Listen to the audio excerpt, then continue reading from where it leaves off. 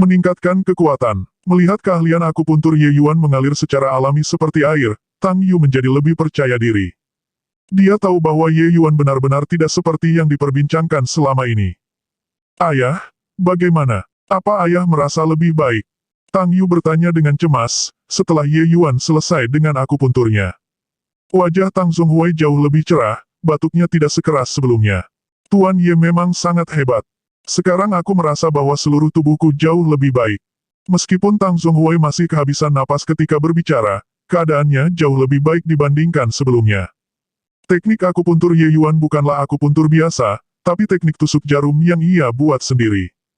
Ye Yuan menamakannya akupuntur 72 titik aliran besar. Teknik ini dulu pernah menggemparkan alam kayangan karena memiliki khasiat yang tidak terduga. Tentu saja, dengan kondisi Ye Yuan saat ini, ia tidak bisa menggunakan kekuatan teknik jarum ini secara keseluruhan. Dia hanya bisa membuat kondisi Tang Zhonghui sedikit lebih baik. Akupuntur ini hanya bisa meringankan luka dari paman, tetapi tidak bisa menyembuhkan sampai ke akar luka paman.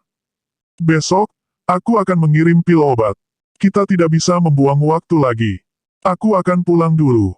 Ye Yuan pamit setelah mengatakan yang diperlukan kepada Tang Zhonghui.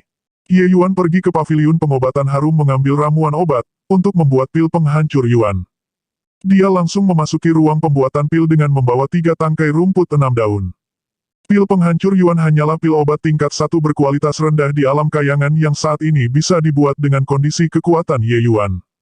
Dia sebenarnya bisa membuat pil obat tingkat 1 untuk meningkatkan kekuatannya, tetapi, tidak mungkin dia buat dengan kondisinya yang sekarang. Setelah kekuatannya pulih nanti, pil obat kualitas tinggi bukan hal yang sulit untuk dibuat. Metode pembuatan untuk pil penghancur Yuan sangat sederhana.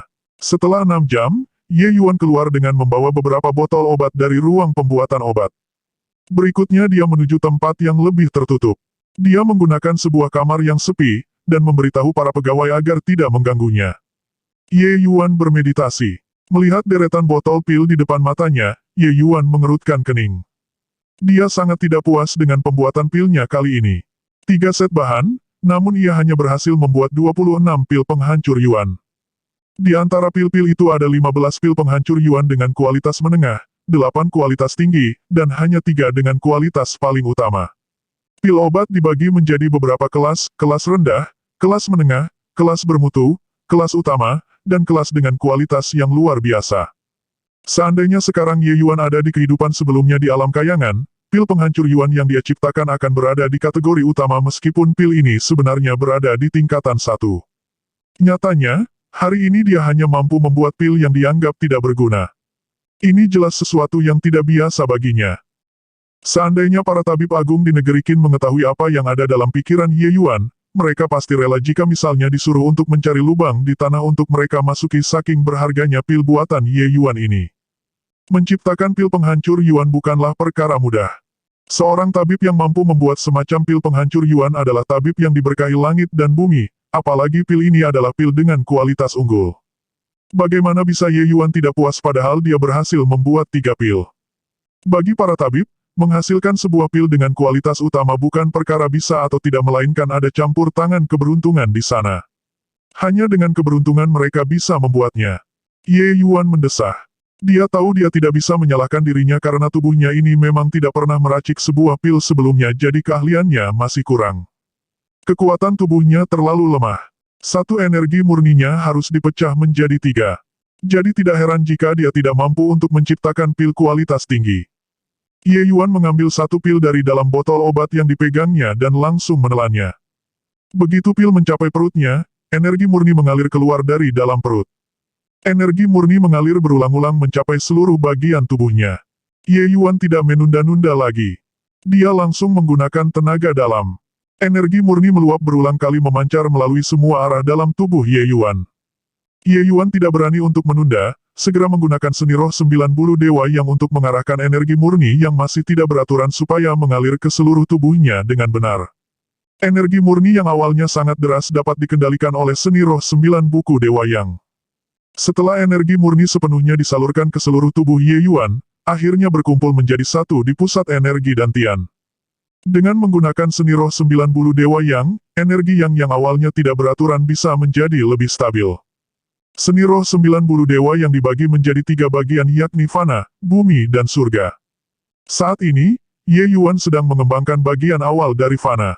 Fana masih dibagi menjadi 3 bagian lagi dan setiap bagian memiliki teknik bela diri yang menyertainya. Seni bela diri merupakan bagian penting dari seni roh 90 dewa yang. Sebuah teknik bela diri yang didedikasikan untuk seni roh 90 dewa yang memiliki kekuatan yang tak tertandingi. Raja Dewa Roh Bulu tidak tertandingi di alam kayangan karena dia telah menguasai teknik bela diri seri terakhir dari seni roh 90 dewa yang di surga yang dikenal dengan nama 9 matahari membakar surga. Saat jurus ini dikeluarkan, apapun yang berada di radius ribuan mil akan hangus terbakar.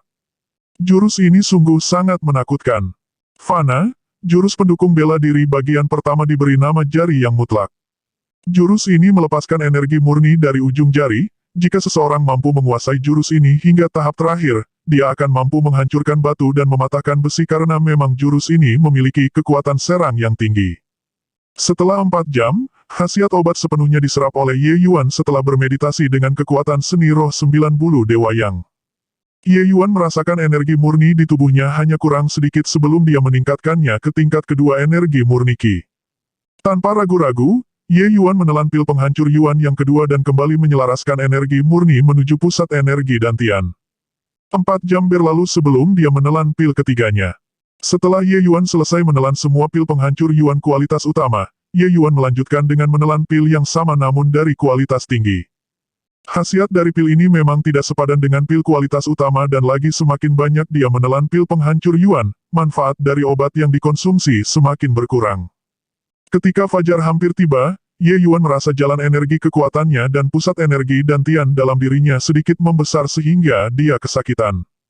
Dia tahu bahwa jumlah maksimum energi murni yang bisa diserap oleh tubuhnya telah tercapai. Jika dia melanjutkan, tubuhnya akan meledak, dan dia akan mati. Sekali lagi dia memeriksa energi murni tubuhnya yang sudah mencapai tingkat ketiga energi murni Qi, tinggal sedikit lagi sebelum dia berada di tingkat 4. Ye Yuan sudah menghabiskan 3 pil penghancur Yuan kualitas utama serta 6 lainnya dari kualitas tinggi. Bisa dikatakan bahwa dia menggunakannya lebih dari yang seharusnya. Ada hambatan yang biasanya menghalangi seseorang untuk naik dari tingkatan ketiga energi murni Qi menuju tingkat 4. Di negeri manusia seperti Qin, banyak yang gagal untuk melewati hambatan ini dan bahkan ada banyak orang yang tidak pernah berhasil melewatinya selama masa hidup mereka. Hambatan ini pada pencapaian energi Qi pada dasarnya tidak berlaku untuk Ye Yuan. Dengan kemampuan mengolah raga yang mumpuni di kehidupan sebelumnya, Ye Yuan bisa melewati hambatan ini kapan saja dengan energi yang cukup. Hanya saja kondisi badan Ye Yuan tidak stabil karena dia menggunakan kekuatannya untuk menguasai 2 tingkat energi murni Qi selama 1 malam. Dengan pengalaman Ye Yuan, ia tidak akan melakukan sesuatu yang akan merugikan kehidupannya. Meskipun dia menginginkan kekuatan, tapi dia tidak ingin mendapatkan kekuatan tanpa memperhatikan akibat yang akan terjadi. Dia harus tetap menjaga kakinya berpijak di tanah supaya dia bisa terus berjalan. Beberapa hari ke depan, fokus utamanya adalah menstabilkan kekuatannya yang muncul secara bersamaan, dan menguatkan kemampuan dasarnya pada tahap awal alam energi murni Qi. Baru kemudian dia akan mempertimbangkan melangkah ke tahap berikutnya. Tentu saja, karena Ye Yuan menggunakan seni roh 90 dewa yang, tingkat ketiga energi murni Qi-nya jauh lebih tebal dan murni dari kebanyakan orang. Seandainya orang biasa yang menelan pil penghancur Yuan, 1 pil kualitas utama dan 2 lainnya kualitas tinggi, dia akan mampu untuk langsung berpindah dari tingkat pertama energi murni Qi ke tingkat 3. Keadaan Ye Yuan sekarang jauh lebih baik dari kebanyakan orang yang berada pada tingkatan 3 energi murni Qi sama dengan dirinya. Melihat hal ini, Ye Yuan menjadi tidak heran jika Raja Dewa Roh Bulu menjadi tidak terkalahkan. Jika seseorang berhasil menggunakan seni roh 90 dewa yang untuk mencapai pada tingkatan alam energi yang tinggi, bahkan jika mungkin dia hanya mengeluarkan sedikit energinya, lawannya bisa mati seketika. Bahkan jika dia pun sudah tidak memiliki kekuatan, energi murni yang tersisa dalam dirinya masih bisa dipakai untuk membuat pil obat tingkat 1 kualitas sedangnya alam dewa. Sudah larut. Waktunya untuk membantu Paman Tang dengan membuat kembali pil pemulih hati tinta giok. Ye Yuan berdiri dan meregangkan tubuhnya. Dia mendorong pintu, keluar. Tepat setelah melangkah keluar dari pintu, dia melihat Lu bergoyang-goyang seperti peri. Dia tersenyum dan berkata, "Tuan muda, Anda keluar dari meditasi tertutup Anda. Lu, kamu sudah berada di tingkat pertama energi murni Qi. Ye Yuan menjawab dengan senyum sementara tatapannya tanpa sadar menyapu tubuh Lu. Dia menemukan bahwa Lu yang pada awalnya tidak memiliki energi murni apapun di tubuhnya sekarang terlihat memiliki energi tingkat pertama murni Qi. Selain itu, baru sehari yang lalu dia mengajarkan Lu jiwa es ilusi surga. Lu menganggukkan kepalanya dengan patuh dan bertanya dengan malu-malu, "Tuan muda, perkembanganku terlalu lambat." Ye Yuan tidak bisa menahan tawa. "Kamu gadis kecil. Jangan katakan kata-kata ini di luar. Kalau tidak, kamu akan membuat orang lain marah. Kecepatan mengolah ragamu terlalu cepat, begitu cepatnya sehingga membuat semua orang merasa malu karena mereka tidak mampu melakukannya sepertimu. Lu baru saja melakukan latihan olah tubuh dan sama sekali tidak memahami istilah kecepatan." Mendengarkan bagaimana tuan mudanya memujinya, Lu sangat gembira. "Benarkah? Apa itu berarti bahwa di masa depan, aku akan dapat membantu tuan muda?" "Haha, tentu saja. Bagi keluarga kami Lu adalah seseorang yang paling menakjubkan. Ayo kita pergi, ikut denganku untuk menyelesaikan beberapa masalah.